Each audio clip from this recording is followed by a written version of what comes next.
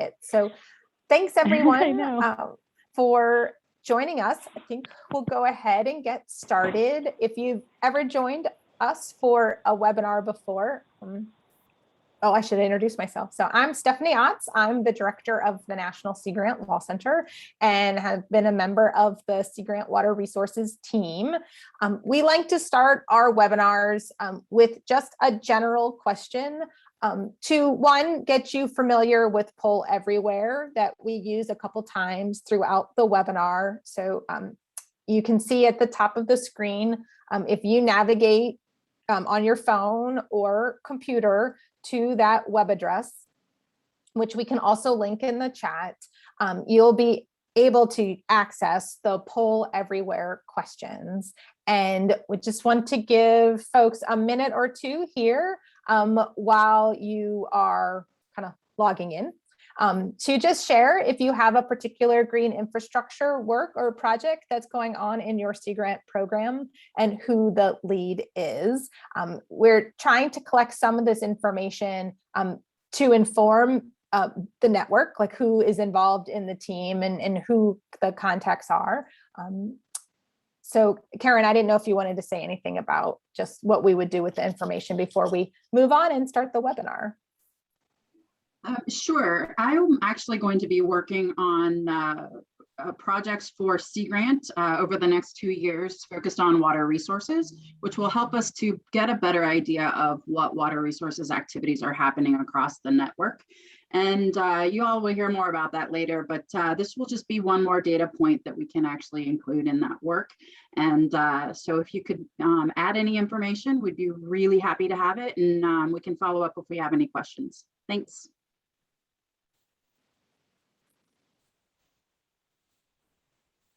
Great. It's already interesting to see the contacts coming in.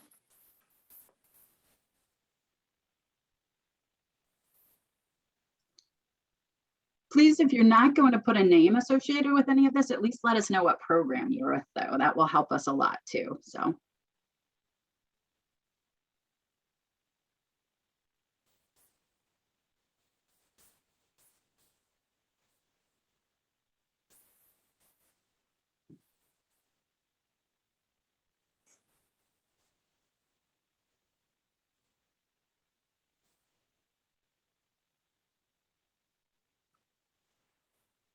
Okay, well, we're probably going to give it about 20 seconds in the interest of time. Don't stress. If you're not able to complete the answer in Poll Everywhere, feel free to add the information in the chat. We'll also come back to this question a little later in the webinar. I know it's a little hard to type fast.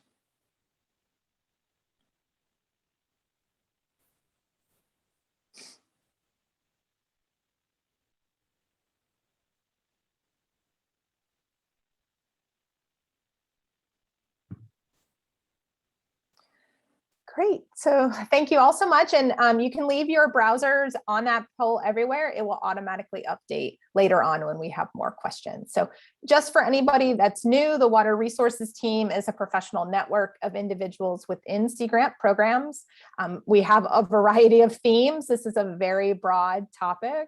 And so we love to hear from everybody in the network working on water resources. If you're not already a member of the Water Resources team and would like to join, all you need to do is send an email to myself or to Karen Berford, and we will get you on the list. So just a little bit, this webinar series is intended for internal Sea Grant audience. And so what we're trying to do is raise awareness of the Sea Grant water resources activities within the network, highlight some innovative projects, and then provide opportunities for the network to kind of talk and network. And so that's why we haven't been publicly sharing the invitation for the webinars, although we are recording, and it will be shared publicly after the webinar. Just wanted to take a minute to thank our planning committee. It's so great to have all of the help and resources across the network to plan these webinars. as well as our support team, which is Karen and myself, and then our two other attorneys from the National Sea Grant Law Center. And so with that, we're going to turn it over to Lauren Long. I just have a few housekeeping items to talk about. First, if you have a particular question for one of our speakers, you can add it in the Q&A section. And then we can either answer those questions live or the speakers can answer them as well. We are both recording this webinar as well as capturing all of the questions and answers that are received both through the Q&A and the chat box. And we will be providing a Q&A document with the video recording. So if your question is not answered today live, we are capturing that and we'll answer that in the document that we will circulate after the webinar as well. So we encourage you to put your questions in. We love the engagement from the audience and we're looking forward to the discussions. And so Lauren is with the NOAA Office of Coastal Management, and she is going to kick off the webinar with kind of a broad overview of green infrastructure. And so with that, I'm going to turn it over to Lauren. All right, thank you so much. Can you hear me okay? Yes, you're good. Okay, great. So thank you all for having me. I'm so sorry I'm not on the screen right now. Having a little technical issue, but like Stephanie said, I'm Lauren Long. I work as a coastal conservation specialist on contract to NOAA's Office for Coastal Management, and I'm located in our Honolulu, Hawaii office, and I'm part of our Learning Services division. So I work nationally to develop resources and deliver trainings to help coastal communities implement green infrastructure to reduce their coastal hazard impacts and improve their overall community resilience. So today I'm going to be giving a brief overview of green infrastructure and share a few resources and where to access some resources that we've developed to help coastal planners, decision makers, and others implement these strategies. Next. So at NOAA's Office for Coastal Management, we're working to help coastal communities reduce the impacts from extreme coastal storms and climate change using green infrastructure.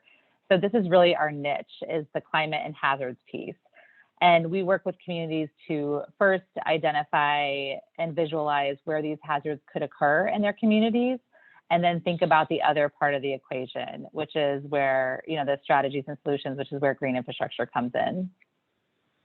And a tool that we like to use to help communities visualize where these impacts could occur is called our Coastal Flood Exposure Mapper. And it's available for the East, West, and Gulf Coasts, and also the Great Lakes, Pacific, and Caribbean islands and territories. And I won't be able to go into detail on this hazard visualization tool, but I included the URL at the bottom of the screen, and I'm always happy to give demos. But it's kind of a starting point that we use to get that conversation started around coastal hazards and green infrastructure. Next. So we work with communities to, again, help them think about using green infrastructure as a strategy to reduce the impacts from hazards and climate change, but then also thinking about protecting the health of coastal waters and ecosystems that, as you all know, provide so many benefits to our communities. And we define green infrastructure as the existing natural environment, as well as engineered solutions that use nature to mimic natural processes. So we use a very broad definition. We also use a lot of different terms when we're talking about green infrastructure. So you might hear us say nature-based solutions or natural infrastructure or green infrastructure. You'll also see a variety of terms even on some of our resources. So I just wanted to make a key point that it's important to not get hung up on terminology and really just use the terms that resonate with the people that you're talking with. So sometimes I use the term green infrastructure when I'm talking to local planners because it seems to resonate. Or if I just notice that someone's using that term, then that's the one I use. Sometimes I use the term natural infrastructure or nature-based solutions when I'm talking to other agency partners. But sometimes it's important just to say what you're going to be working on. So maybe you're just incorporating park space to reduce stormwater runoff, or restoring corals to help reduce wave action. So sometimes it's important just to talk about the actual work and not use the terms. But just wanted to make that point really quickly. All right, next. So again, our niche is addressing coastal hazards. And so when we're thinking about using green infrastructure to mitigate coastal hazards, we have an approach that we like to use. So we like to think about how to mitigate coastal hazards, using ecosystem services by implementing green infrastructure. So, and if the issue that you're trying to solve is not related to coastal hazards, you can always swap out that top piece and replace it with whatever issue you're trying to address. Next. So for example, if the hazard you're concerned about is stormwater runoff, then to mitigate the hazard, we would maybe need water infiltration. And so that's really the ecosystem service that you're trying to protect or recreate in your green infrastructure practice. And one way we can provide that service is by installing bioretention. And you can see that in the image, the before and after images, where you're seeing stormwater runoff gathering, and then you see bioretention installed and allowing that water to infiltrate. But there obviously could be other ways to provide that same ecosystem service. So you could plant trees or install green roofs or rain gardens. But it really just depends on the local environment that you're working in and what's possible in that location. It also depends on how much water infiltration you need. So if you just need a little bit, you're on a residential property, a rain garden might work great. Or if you're in an urban area with lots of buildings, then a green roof might be a good choice. Or if there's space for planting trees that absorb a ton of stormwater and also obviously provide shade and other benefits, that might be another good option. So there's lots of different options out there depending on the service that you're trying to protect or recreate. All right, next. So the critical piece is really understanding the coastal hazard or the issue you're trying to address, and the ecosystem service or the benefit you need from nature to help mitigate that hazard or address that issue. So you can really make sure you're maximizing that ecosystem service in your green infrastructure practice. So if you're reducing coastal hazards, if that's your main issue, then you'll be looking at ecosystem services like flood control, wave attenuation, erosion control. Next. But you also are going to want to think about co-benefits that are really important to your community, like recreation, water quality, culture, jobs, all kinds of other benefits. So you'll want to be thinking about those when you're selecting your green infrastructure practice as well. So kind of a key takeaway, knowing the ecosystem services that are most important to your community up front will really help you be more successful in implementing your green infrastructure practice. So getting that conversation started with your community members is really critical. Next. And there are a variety of practices that you can implement to help achieve your goals and provide those critical ecosystem services. And these practices can be applied across the landscape or watershed throughout your community or at a specific site. And practices might include land conservation, watershed and stream restoration, native urban forestry, green streets, bioswales, rain gardens, coral and oyster restoration, wetland conservation, living or hybrid shorelines, and so many others.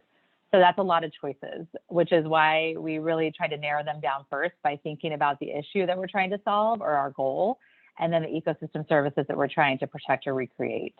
And of course, it's not that simple. We know from talking to our audiences that they have some key challenges they're trying to overcome in order to be successful implementing these strategies. Next. And so we've talked to our audiences about these challenges and what information or resources they need to help overcome them. And we've heard from folks that they need help communicating hazard issues and green infrastructure solutions, that they need to understand the effectiveness of green infrastructure in reducing hazard impacts. They need to know the implementation and maintenance costs, how to fund and finance projects, and also just want to learn what others are doing around green infrastructure. So I'm just curious about what green infrastructure topics are most relevant to your needs or the needs of the audiences that you work with. And I think Stephanie was going to launch a poll. Yes. So the thanks, Lauren. Yeah, the poll slide is up. So anyone that has joined us since we had our last poll, if you navigate to the address at the top of the slide, you will see this question and you'll be able to select your answer. And so we have answers coming in, Lauren. And so when they slow down a little bit, we'll update you on what we're seeing and let you kind of know when we can move forward. Thanks. Sounds great.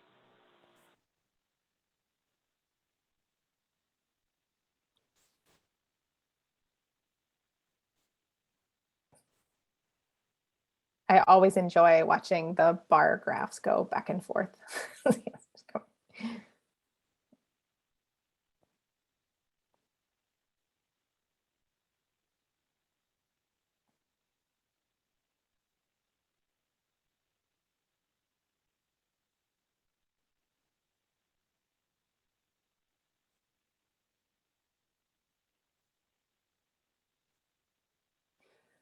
Hopefully, I see a message. You should be able to access Poll Everywhere on your cell phone. You do need to use your internet browser. Hopefully it will work for you. If not, yeah, you can put your answer in the chat because we are saving that as well, and we can compile it afterwards. So Karen, it looks like they might be slowing down a little bit. Do you want to get a screenshot and we'll move forward?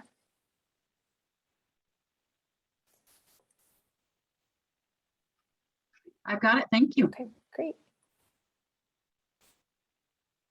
Okay, Lauren, we're now on slide 16, the Digital Coast slide. So you can go ahead. Okay, great. So, so I'm sure you all provided a lot of the needs. I'm that sorry, you're, I didn't even tell. interested in. Oh yeah, no, that's okay. Just curious, what was the top? What was the top one? I think Karen, I think the top one was all of the above, and then the what was the second one, Karen? Did you know? That was C. Okay, knowing the implementation and maintenance costs. Yes. Yep. All right, great. Yeah, and most people do answer all of the above because they're looking for all that information, but it's helpful for us to see kind of which ones rise to the top because it helps us focus some of our efforts and kind of where we're going to be focusing our resources and providing some new products and services. So that's always really helpful information for us. So I'll make sure to get that from Karen and from Stephanie after the webinar today so we can take a look. So we are obviously, we're trying to develop resources to help meet some of these needs, but also connect our audiences with other resources out there. So I quickly just wanted to share with you a few resources from the training section on our Digital Coast website, known as the Training Academy, and where that little green arrow is pointing. Next. So in the Digital Coast Academy, you'll find in-person training and online instructor-led training on the left. And then you'll find self-guided online resources, case studies, quick references, videos, recorded webinars, and all types of resources along that learning spectrum on the right. And I'm going to be focusing in on a few green infrastructure resources, but there are a host of management topics and issues that we cover on the website. So please browse around. All right, next. So again, this is a quick drive-by, so please reach out to me if you'd like more information after today. But I wanted to mention a few trainings that we deliver on the green infrastructure topic. One is a virtual nature-based solutions 101 training that's 2 hours long, and it features a live webinar with local speakers.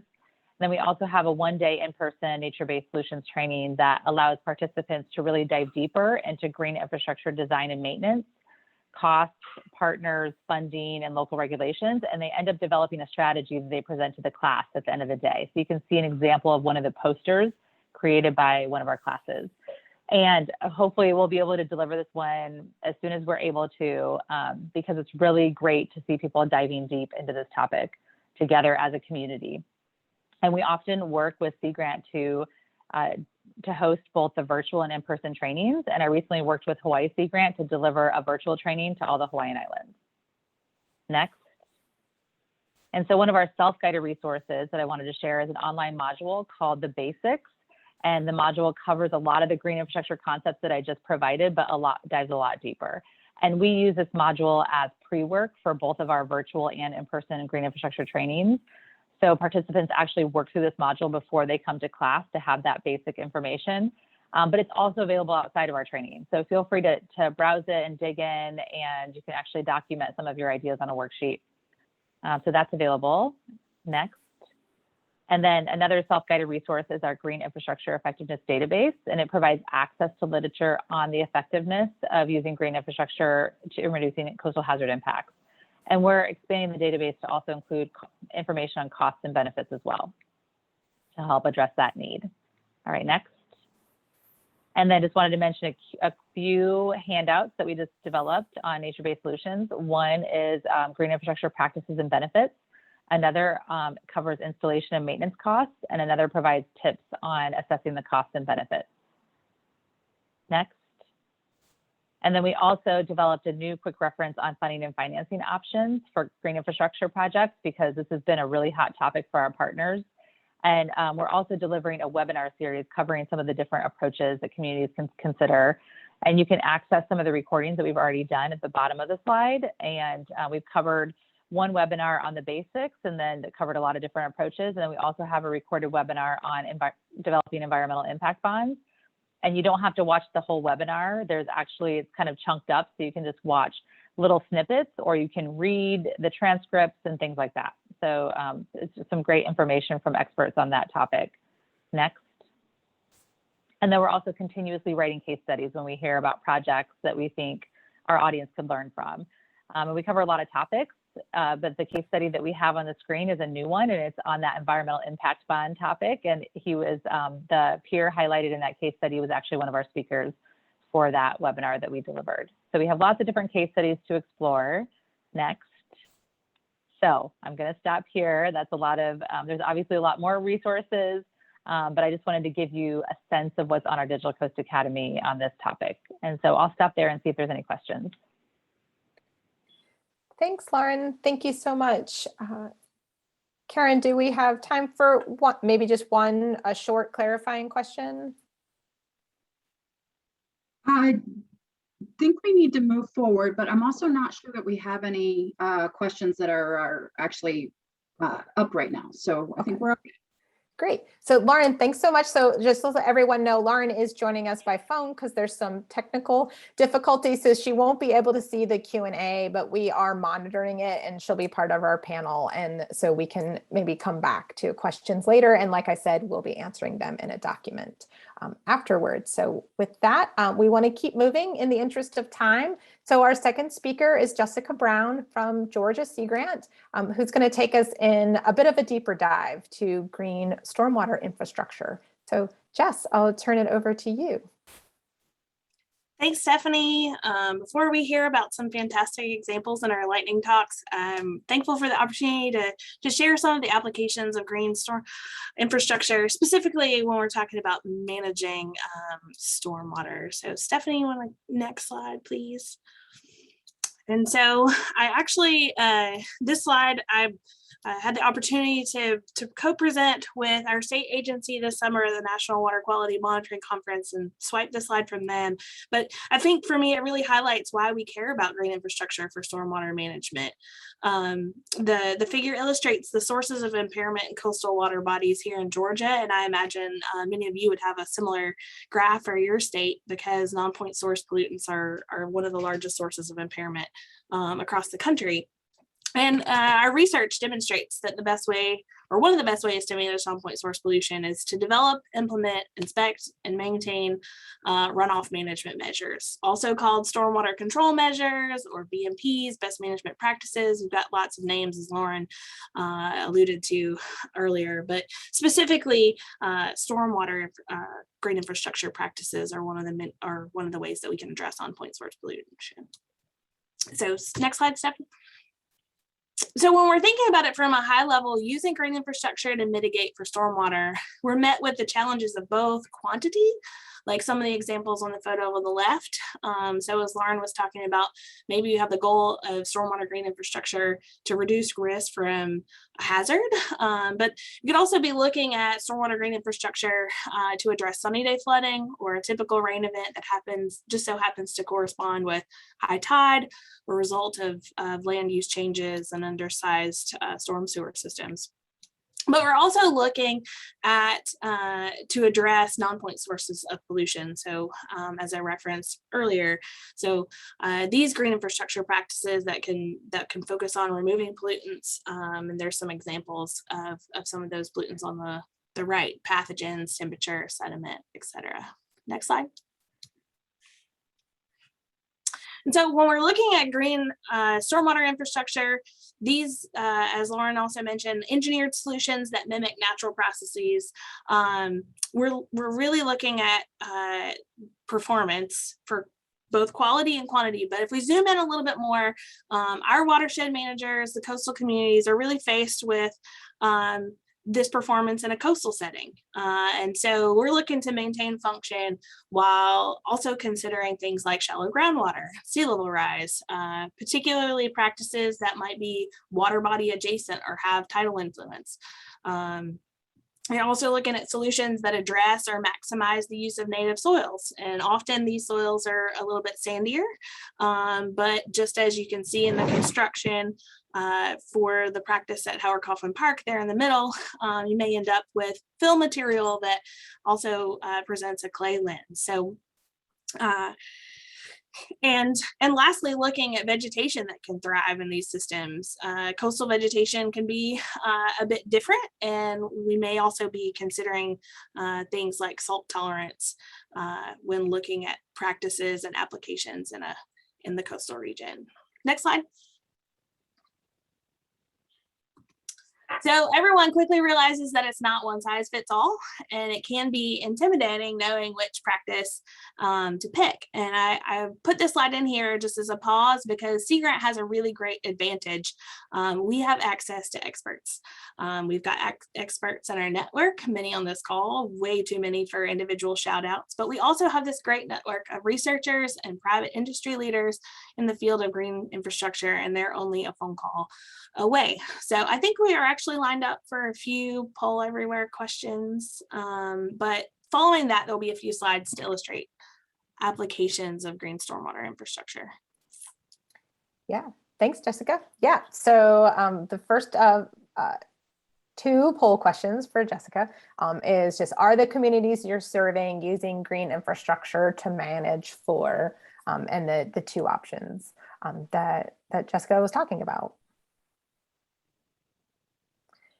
And thanks, Brooke. If you want to, Brooke has dropped the web address for the poll everywhere in the chat box. So if you're able to pull that out, that might be easier to access it that way as well.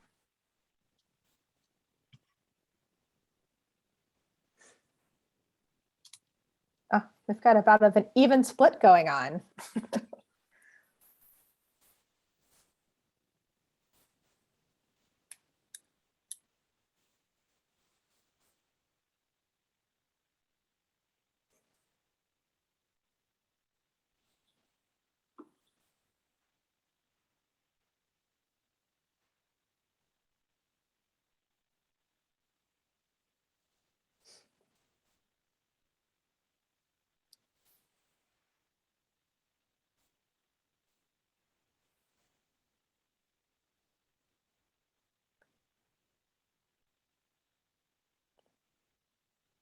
We'll give about another 20 seconds or so for additional answers to come in.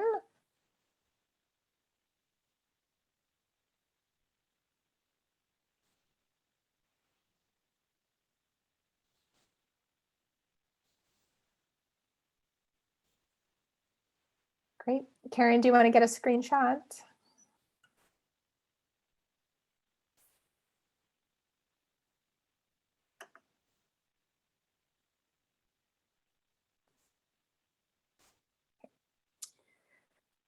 So good, and I just want to thank everyone so much for all your participation in the polling. We really do use the feedback that we receive to inform the summary documents that we do after the webinars, as well as future activities, we hope, of the Water Resources team. So this will be our last polling question for the webinar, but we were interested in just, what's the most common green stormwater infrastructure that you see? So again, you can navigate to pollev.com at the address in the chat, or you can also just directly text your answer ABCD to the address that is at the top of the screen and in the chat box.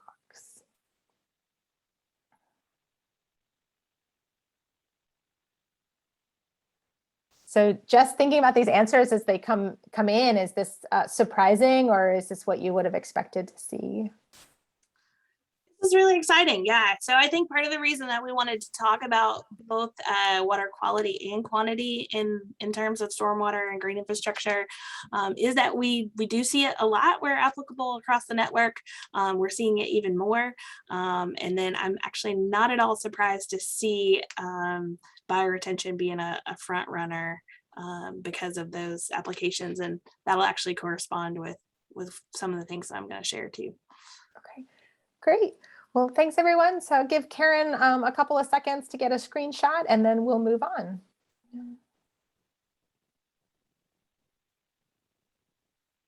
Thanks, Steph. Great. Thanks. Okay. Thanks. As I mentioned, just wanted to highlight a few quick examples to address quantity here. The first one on here on the left, the irony of it is it's actually not completely green. It's paired bioretention and permeable pavement, and this practice is located in the town of St. Mary's, which is at the ferry for the Cumberland Island National Seashore. And while the practice does a really great job of storage, some of the other things that I would highlight, you can see the St. Mary's River peeking through the trees there in the photo. So you can imagine we're working with really shallow groundwater. And so while it's doing a great job with storage, it is taking up a fair amount of real estate. And in downtown St. Mary's, being a tourism outlet there was also concern from the municipality about making sure to maximize, and so permeable pavement allows us to have that opportunity as well. They can still walk on it, drive on it, park on it, and so it's a great utilization where land cost is high. Additionally, the photograph on the right is a constructed stormwater wetland. I was surprised to see several folks, the second front runner for the practices that we mentioned or that we had in the poll was gravel wetlands or constructed stormwater wetlands. This one here is actually behind City Hall in Garden City, which is a bedroom community of Savannah and alongside a commercial shopping area. And so really there again works really great with shallow groundwater, provides a habitat feature and some of that broader connection that Lauren was highlighting to green infrastructure in terms of green corridors and the connectivity with the rest of the landscape there. So next slide.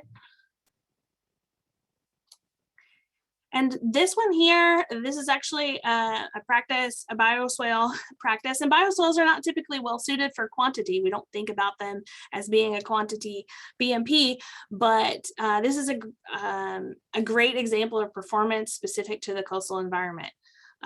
This practice is located on a barrier island. So you can see in the top, the photo in the top right, the star shows where our equipment location is, and you can see the proximity of the beach to the beach pretty well in that photograph. And so, yeah, like I said, bioswales, we don't typically think about them, but this is great for quantity. You can see the rapid drawdown. This happens to be a site that they're monitoring as part of a project, and seeing the well response is really intensity driven based off the data that we were showing there. Next slide. Here are a few examples of quality BMPs, and like many of you alluded to, lots of pictures of bioretention. I saw just recently the Water Research Foundation published the 2020 BMP performance study, and bioretention is still the front runner for pollutant removal. So we're seeing the lowest effluent concentrations for suspended solids in bioretention, does a really great job for bacteria. They were, interestingly enough, as part of that study, the presence of phosphorus in effluents was a little bit higher. And so I know that many of our researchers are looking at gravel wetlands and other resources to address nutrients, as well as permeable pavement like the one below. Next slide. And last, I wanted to briefly mention that while the focus of our application component of green stormwater infrastructure has been on structural practices, there are lots of opportunities for non-structural BMPs. This project was to create a suite of photo-based tools for very common green infrastructure stormwater practices. And those tools were to be used for the inspection, operation, and maintenance of stormwater green infrastructure. So this project is a result of a 2017 needs assessment conducted by Sea Grant, and the study really highlighted the need of training for resources that would increase stormwater literacy with maintenance professionals. And it was a great opportunity to work with our communications team and create some fact sheets and videos and checklists and continue the conversation around maintenance, which is a huge issue for many of our communities as we're exploring mitigation for stormwater with green infrastructure. With that, I think we need to move on in the presentation. So I'll give it back to Stephanie. Great, thanks, Jess. Thank you so much. So I don't think we have time right now for direct questions, but please include them in the Q&A. Jess may be able to answer them as we are starting the lightning talks, and we also may be able to come back to them in the panel as well. So thank you, Jess, so much. And so just a reminder too about the halfway point, that if you joined us a little bit late and weren't able to share what green infrastructure work or project that's happening within your program in the Poll Everywhere slide, we will still be collecting that information in the chat. So feel free to share your projects along with a contact person as we go through, if anything kind of sparks your mind. So thanks. So one thing we've noticed is that there's just so many things that we want to talk about and so many projects that we want to share that we don't really have time for. And so with these kind of broader, more in-depth presentations, we also wanted to take a little bit of time today for some lightning talks. So just very short 3 to 4 minute talks about things that are happening around the network that are pretty new, if not almost brand new, for some of these. So each presenter, some have slides, some don't. Like I said, these will be like quick talks, but we're gonna start with John Bellata from Minnesota Sea Grant, who's gonna talk about Great Lakes Green Infrastructure Community of Practice, and then we'll have a couple of new projects in New Jersey Sea Grant and Pennsylvania Sea Grant. And so with that, I'll turn it over to John.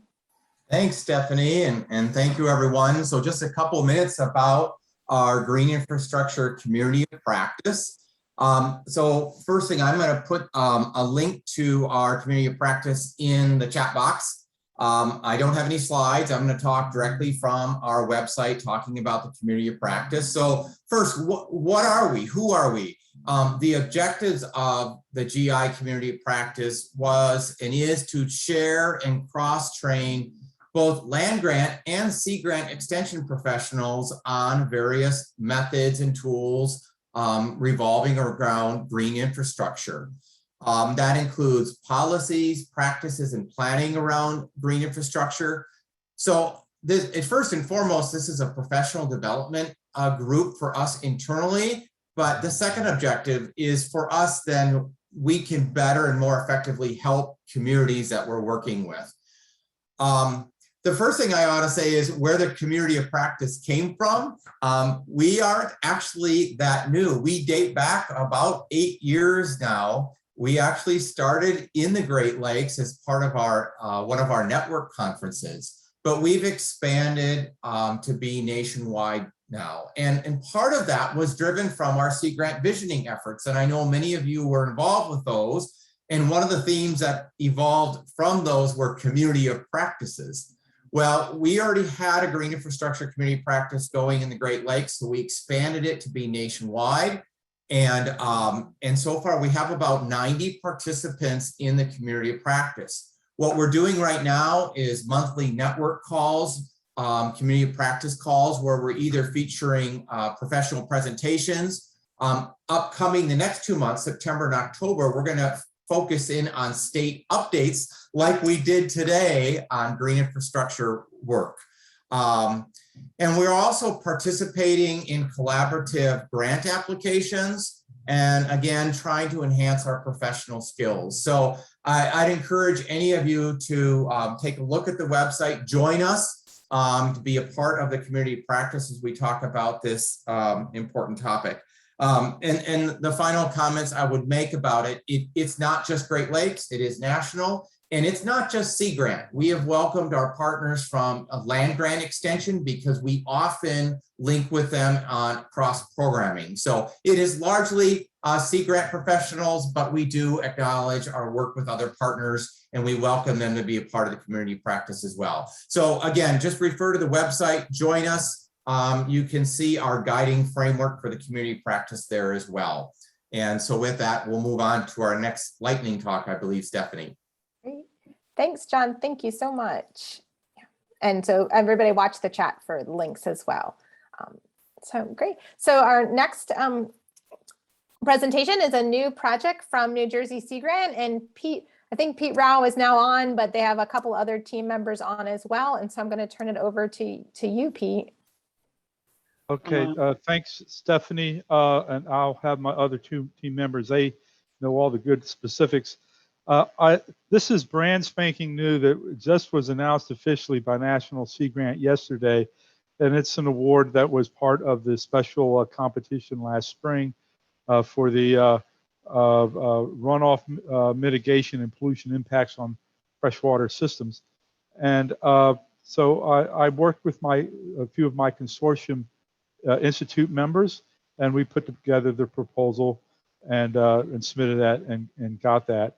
And so Dr. Sarkar at Stevens could not attend today, but Dr. Q and Dr. Deng are on the call, and they will give a little bit more, can give more detail to what the project is about. If you remember what the call was for, one part of the scope was to find out what Sea Grant knows and does about particularly green infrastructure, low impact developments in regards to mitigation runoff and pollution impacts. And so part of this project will be surveying, if you will, the Sea Grant programs, our other NOAA partners like the NEARS programs or Water Resources Institute, so getting into some of the land grant or the NEP programs, the ESTREAM programs, and whatnot, and to get a feel of what we know in terms of green infrastructure and where, and that's really at a national level. And so that's the scoping that is talked about in the second component. And so we definitely need to know that before we can put together an RFP to start to address mitigation, runoff, and pollution impacts through the use of GI and LID.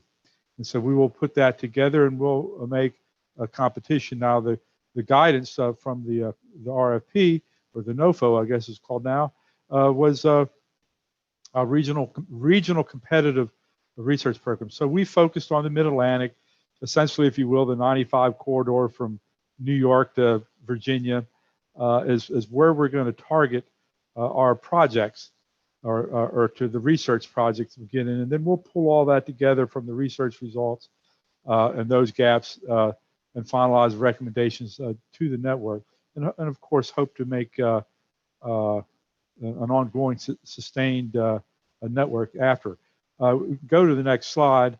The main point, one of the main points is the Mid-Atlantic is well, there is a transition in the Mid-Atlantic from urban to rural areas, and certainly we don't want to neglect some of the information we'll get from rural areas. But our research will definitely be targeted to the urban communities, and particularly to pull in individuals that do research in urban communities for GI and LID,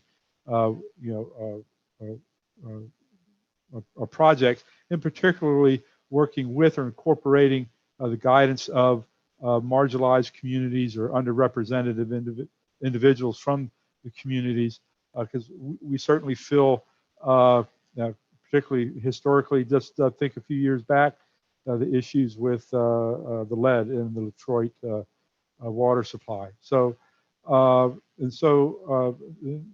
they will be at the table, and only that, but also leading. So we'll take our project team. We will make a technical advisory panel, stakeholder advisory group, where the individuals and communities come together and other stakeholder groups. And with the scoping study that informs our research grant program, we'll get that RFP out, we'll do the research, and then we'll have meetings back to that. So we'll have multiple meetings over internal and advisory meetings over the course of the 3 years. And so we'll get a report for that, and hopefully that living document will help inform those communities to continue using and updating GI and LID technique tools and techniques for water restoration. So thank you, Stephanie. Yeah, thanks, Pete, so much. And so Pete and his team, if we can drop contact information into the thing, but these really are lightning talks. So Pete, thank you so much for giving that really quick overview of your project. But as Pete said, it was just announced yesterday. So much more information, I'm sure, to come. And if we have time, please put your questions in the Q&A and we can come back as well. So thanks. And so our last lightning talk is Kelly Donaldson from Pennsylvania Sea Grant. Let me get to her slide. Okay, Kelly, take it away. Okay, thanks, Stephanie. So before I start, Pennsylvania is a water state. We have over 84,000 miles of waterways coursing through the state, which is more than any other state except Alaska. So as you can imagine, stormwater and flooding are definitely an issue for Pennsylvania. This past summer, we hired Isabella Dugan as a science communications intern through the Community Engaged Internship Program. And in talking with her, I identified several key aspects that had an easy link for a project. Her major is environmental science. She is a minor in public policy, an interest in green stormwater infrastructure, and she's very talented in graphic design. Another key aspect of this project is tying in something local. Bella's family lives in Reading, Pennsylvania, which is the population is just under 90,000, and it's the 5th largest city in Pennsylvania. It also is located on the banks of the Schuylkill River, which flows 135 miles through Reading and Philadelphia, and is also very prone to flooding. So I connected all of these aspects and created a layered communications and outreach project for Bella to work on, and to provide her with professional development opportunities and skills, and to also increase Pennsylvania Sea Grant's green stormwater infrastructure tools and opportunities. So the next layer is to connect Bella with staff. So Tom Cermak is Pennsylvania Sea Grant's Lake Erie Coastal Outreach Specialist, and he works with green stormwater infrastructure and stream restoration. So working together with Tom and me, Bella has contacted planners and leaders of Reading's Environmental Advisory Council to learn more about what the city is already doing regarding stormwater infrastructure. And while we don't currently work in Reading, it's a way for Bella to make those municipal level connections and conversations, and for Sea Grant to learn more about potential future opportunities. So Bella is creating tools such as the fact sheet on the bottom left corner, guides, graphic pieces for municipal officials and homeowners, highlighting best practices and breaking down the differences between green and gray infrastructure. So these tools complement existing Pennsylvania Sea Grant GSI tools, and they can be replicated for any community, any town, any municipality. It also plants a seed for Bella to be thinking about her hometown community and ways that she can connect as she moves along in her career, not only through this project, but in the future as a resident. And then the final layer was connecting Bella with the 3 Knos Fellows that represent Pennsylvania this year. And so we set up Zoom interviews with all 3. And Brian Redder, who is one of the fellows, has really helped Bella tie in that, her minor in public policy by guiding her through best practices, to talking with elected officials about green stormwater infrastructure, and particularly in how to write an effective letter to elected officials to talk about the opportunities. Now, all of that is based as a constituent, not as a Pennsylvania Sea Grant. So I just want to make sure that was clear. But in summary, so this layered approach to the project has had many multiple benefits for Pennsylvania Sea Grant's green stormwater communications efforts. And for Bella, who is, she's a senior, she's considering her career path. And I'm happy to say too, that she's also continuing this semester working part-time for Pennsylvania Sea Grant.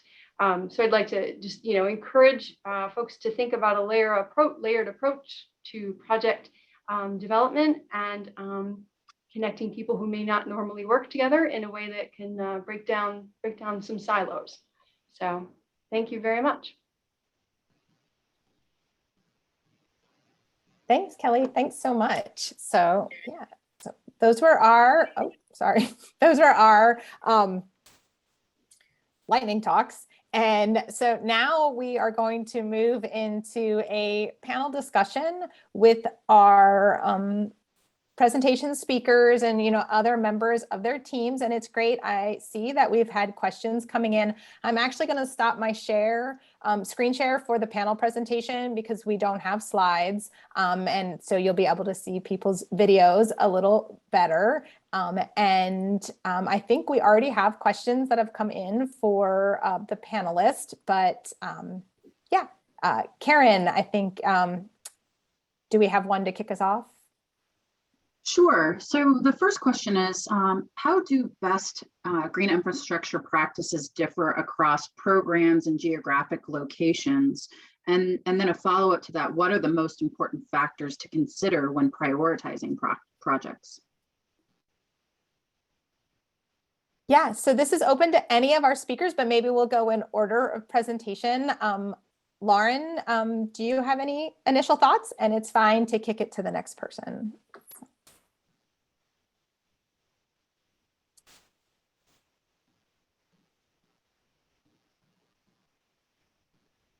Okay, I don't know. Jess? Oh, Lauren, I think we were trying to get you from the phone, but yeah, that's a really loaded question. And I would give, given my background, I would give you the standard unfortunate water resources engineer response of it depends. And I tried to highlight some of that, but really knowing the location, and then also one additional piece that I would throw in is really getting to talk to your local champions, those voices that have a lot of institutional knowledge about a place, because there's a lot that the hydrology and the soils and the vegetation can share with you, but there's a whole lot of resource in your local engineer, the public works, the community in which the practice is going to be applied. And so capitalizing on those resources is also a really good way to narrow down which practice is most appropriate. Thanks, Jess. I think John was up next. Do you have any thoughts? Sure, I have a couple. I think, so as I thought about this question, I think Jessica and Lauren set us up perfect for my answer to the question, and that was having to do with geography and the drive for GI, whether it's water quality, water quantity, or other benefits, and how that drive is different from geographic region to geographic region. So that becomes a challenge for what we're talking about.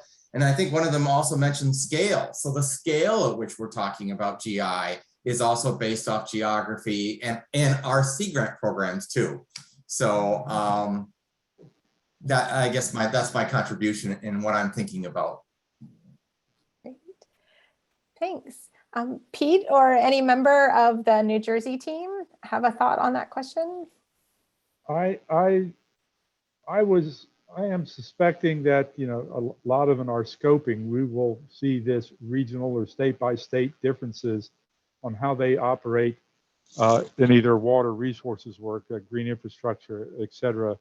And so my hope is whatever comes out of our research and any tools or techniques or whatever is, again, understanding is a case by case basis, but can be applicable to other regions of the country. So yeah, I think that's just the nature of the beast when we do these sorts of projects. It's a lot of the local geography is going to determine how we respond or the tools that we use.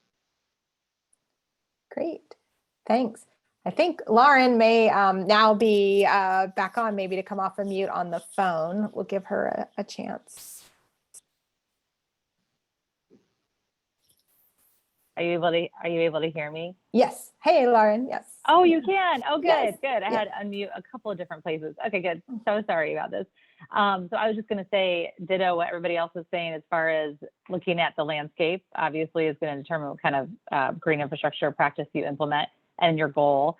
But then also, when you're thinking about prioritizing, I think community values is really going to be key in making sure you're, implementing green infrastructure that not only meets your goal as an organization, but also incorporates those community values. And I've heard from a lot of people that it's really important to start small and kind of do small pilot projects that incorporate those values and help, achieve whatever goal you're looking at, and then see those small successes before going bigger and kind of building trust in the community before you do more projects. So we've just heard that from folks over the years. Thanks. Great. Thanks. And I've noticed that there are questions coming into the Q&A, which is great. Please keep them coming in. Want to give Kelly a chance to have share any thoughts on this initial question, and then we'll go to questions coming in from the audience. Hi, Stephanie. I'm sorry. I actually missed the question in the beginning, and I apologize. I was looking at the chat and things. I defer all technical GSI related questions to my colleague, Tom Cermak, but thanks for the opportunity. Thanks. And I forgot to mention at the very beginning, Kelly and Pennsylvania Sea Grant are our host for the webinar today. So we are wearing multiple hats. So it's completely understandable that you might have missed the question. So great. Well, thanks everyone for that. I think, Karen, maybe we can go to some of the questions that maybe have come in from the Q&A. Sure thing. Mark had asked a question, really great question that we touched on briefly, but maybe we can provide a little bit more specific details. We've talked green infrastructure, nature-based solutions, natural infrastructure. Are there differences between these, and are those significant?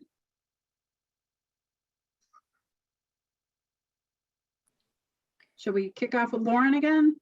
Yeah, we can do that, or speakers can raise their hand or wave at me if they want to jump in.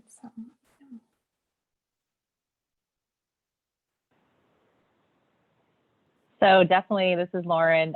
Others can definitely chime in on this because this is a complicated question. I feel like when you talk about terms, we are always discussing this in our office. Are there nuances? Are there differences? And, there probably are some differences between, natural infrastructure and nature-based, right? When you're using nature, but maybe some engineering aspects. And then a lot of people associate green infrastructure with stormwater pieces. But we've tried to just focus on the issues and kind of the goals and the work that we're doing versus getting caught up in the terminology.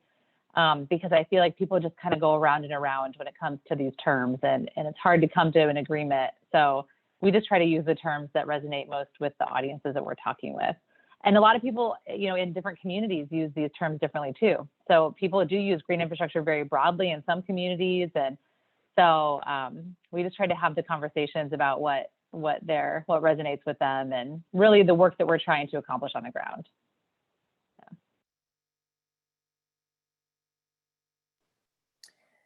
John, I saw, had you come off mute? Did you have something you wanted to add? Well, I would just add, I've been staring at Mark's question for about a half an hour and trying to come up with a way to respond, but it's kind of what I said before. It depends on scale. And, I really appreciate it, again, Lauren, us kicking us off and talking about a broader look at green infrastructure. And then, Jessica kind of zoomed us in on urban green stormwater infrastructure. So what is the scale that we're talking about? And so there are differences, but I think Lauren just nailed it there, is to really talk plain language on the practices of the policies with our stakeholders, what we're trying to do. is the way to go about it. But it's a great question to further reflect on. Thanks. Any of our other panelists have any thoughts on this one?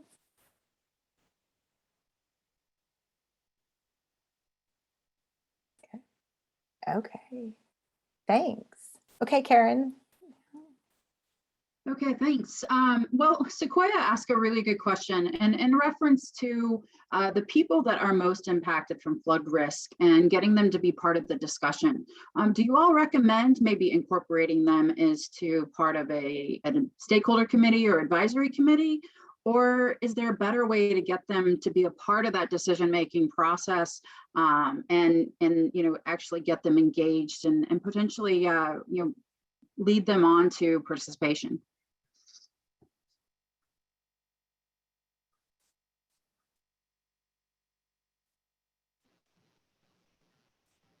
I would jump in there. One of the things that I've found that's really it sounds so very simple, but spending some time in the locations where that flooding is happening.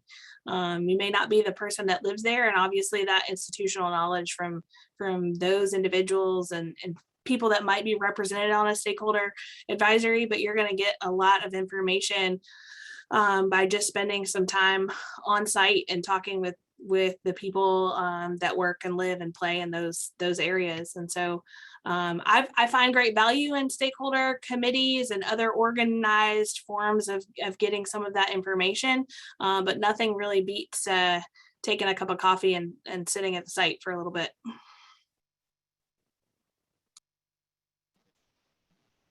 Thanks, Jess. Go ahead, Pete. Those are astute questions from Sequoia. I think two of them they're kind of similar. Yes, those individuals need to be part of the decision-making process, but as Sea Grant, we want to build from the bottom up. So part of that can be as part of advisory groups, but as Jess was saying, being there, having the relationships in the beginning, and certainly we will use that in our project. The researchers that we do on the project will know the area and know who to build in right from the beginning. It's whatever the community engaged research that they're part of the process right from the beginning, and so the advisory board can help that.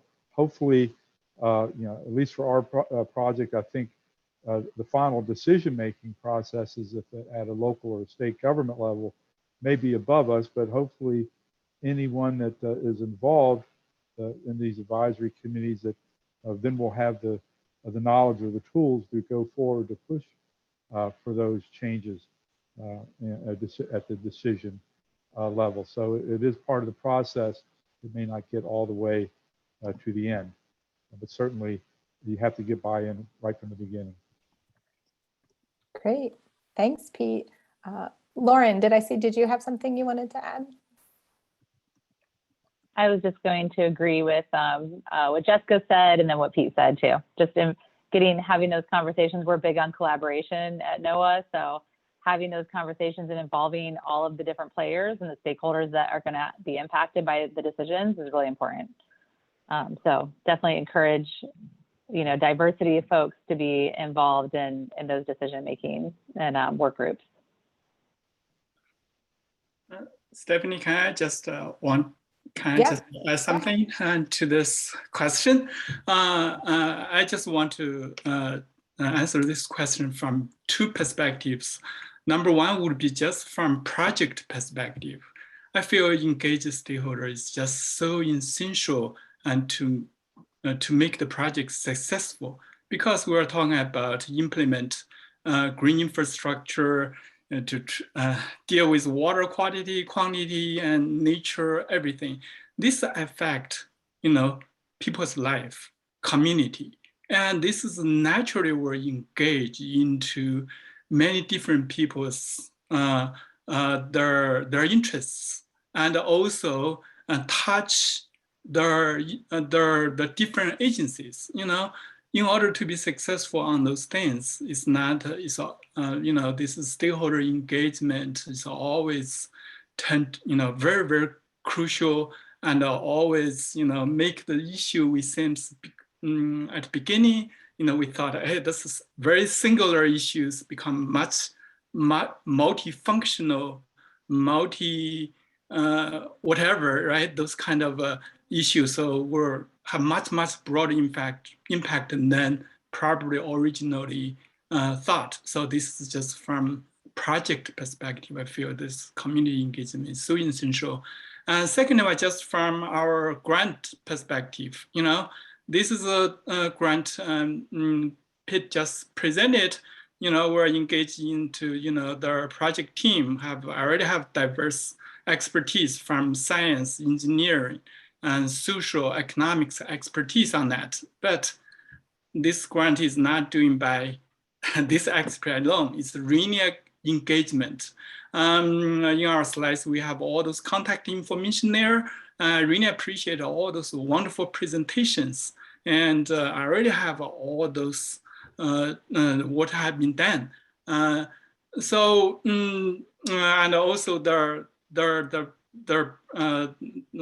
the current project going on, really just reach out to us. You know, we really want to engage you into our stakeholder engagement process, our project advisory committee or a stakeholder group. You know, really want you to be part of the process. You know, reach out to us and be an active participant to our project. Thank you very much. Great, thanks. Thanks everyone so much for the discussion so far. So please keep your questions coming in. But I think we have one last question for the panelist.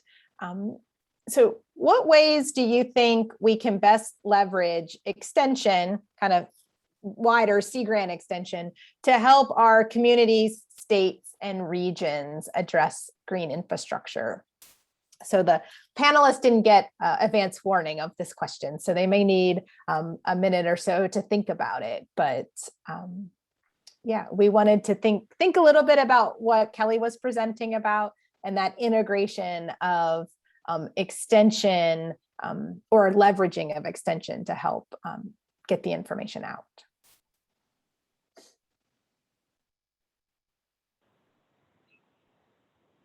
I can comment if you'd like, Stephanie. So one thing I think Sea Grant does a great job of already is hosting communities, like community members together for training. So I feel like one big key piece is starting to get just that with the education and getting folks trained on the topic and kind of the different options they might have in their communities, and starting with that to get the conversation started, but then bringing people back together. So it's important that we just don't do one-off trainings, but kind of get people back together to really dive into their ideas and their projects and what they think will work in the communities. So I feel like Sea Grant, you know, you guys already host a lot of trainings and you bring community members together.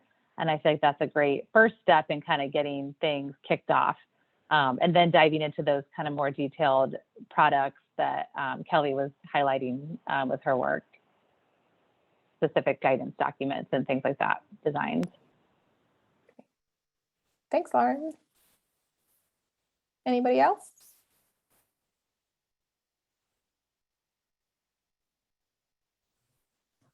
I'll jump in, Stephanie. I kind of wrote the same thing that was mentioned there, and that was professional development. So we leverage our expertise and our experience in carrying out successful extension or training opportunities in communities. So ditto on what Lauren said. The other piece, I know it's not exactly extension part, but it's kind of related to what Pete said, and that's research, and that's tackling the unanswered questions communities have in GI. In other words, addressing applied research. And I think that's an extension opportunity and a leverage point as well.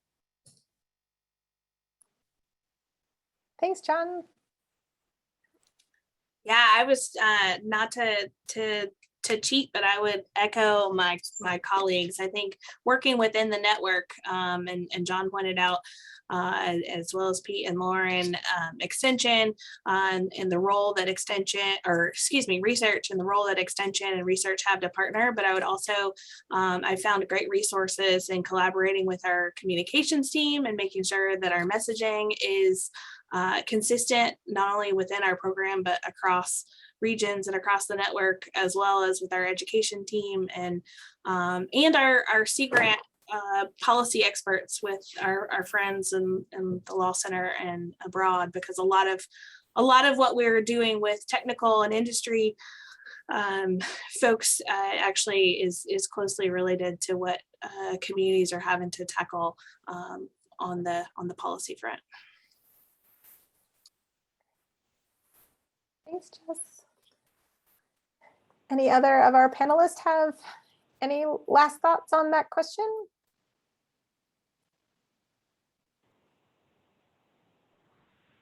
I have a quick kind of question / comment for folks, since I don't work directly with Sea Grant myself, but I'm wondering also about the opportunity to get to expand the workforce.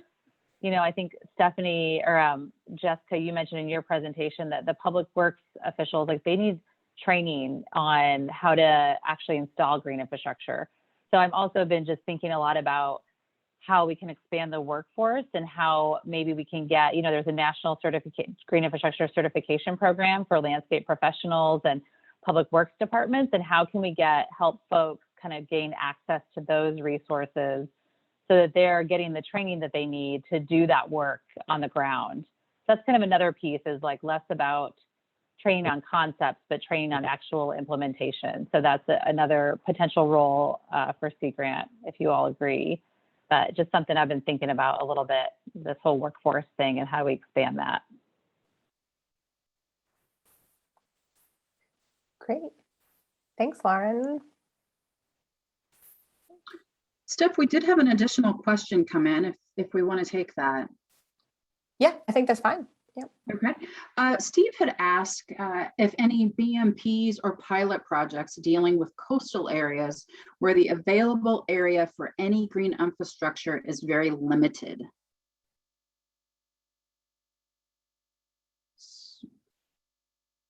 Has anybody had any success or seen any information about BMPs on those coastal areas where there's not a lot of space? Steve, this is Jess, and we're seeing quite a bit of that in Georgia in our ultra urban areas of Savannah and Brunswick. We're seeing a lot of permeable pavement applications, as I alluded to with the St. Mary's example, which is a much smaller municipality, but where land cost is high and space is pretty limited. We're seeing a lot of permeable pavement and some of those kind of mixed use green infrastructure, like the bump out bioretention there in the street, really just trying to capitalize on any square inch that is available. But also using that as space, other functional space, whether it's for recreation or for parking and infrastructure.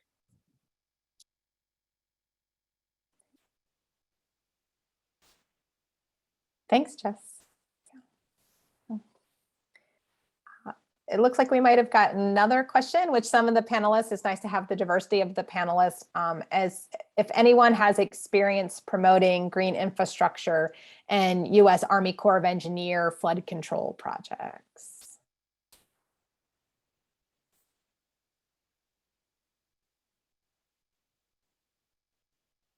I don't know. Sounds like maybe not. That might be a good question for us to follow up on. And I could probably just comment that there is, so Army Corps did work with recently with the Nature Conservancy and NOAA and other offices to develop an international, like a document on international guidelines for the use of natural and nature-based features for coastal risk reduction. So that is in 2 days, I believe on the 16th, they're going to be doing a webinar to release that guidance. So they are working in that realm. So that's something I'm happy to send to folks, or maybe send to you, Stephanie, if you want to send out to folks, because the webinar will kind of be the actual release of the guidance document. So they are trying to think about those strategies. And so anyway, I'll send that information to you. No, that would be great because we are trying to compile resources and include information. So that's great. So thanks everyone for all of these great questions and for the panelists for sharing their thoughts, and everything has just been, I think, so wonderful. So we have captured all of the questions, we've captured the answers and what's in the chat. And as I mentioned, we will be having a companion Q&A document that goes with the recording.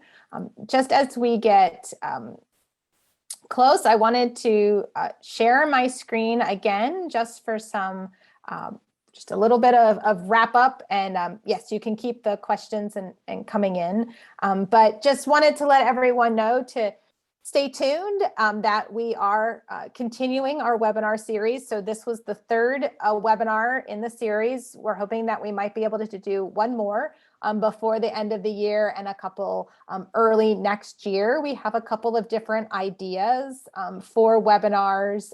The National Sea Grant Office recently announced several new Sea Grant liaisons, some of which have connections to water resources. There are also two other NOFOs or competitions that the national office had related to water, in addition to the one that Pete presented about. And then also Karen Bareford is our Sea Grant Water Resources lead, and so she could share a little bit about her projects. So topics and planning committees will be forming after the next Water Resources All Hands call. So again, please join the Water Resources team if you're interested. Join us for our next call, and also to serve on the planning committees for the webinars. This is just, a little more information that we include on our about our vision that John mentioned. There were several visioning happening in 2018. And then just for more information, please reach out to myself or Karen at any time. But I see we have a little bit in the Q&A in the chat. So I'll turn it over to Karen to see if there's anything to address before we wrap up. Steph, I don't think there's anything new to address. We have some additional resources coming in that we'll definitely integrate into our summary document that we'll try to have out in the next maybe 2 to 3 weeks. And again, if you want to be sure that you get these summary documents and get other information about the Water Resources team, please give Steph or I an email and let us know that you want to join the list. So I just want to give a big round of applause again to our speakers and our panelists. They had to share a lot in a very short amount of time, and we appreciate them being concise. If you want any more information about any of their work, please reach out to them directly or reach out to Karen and I, and we'll get you connected.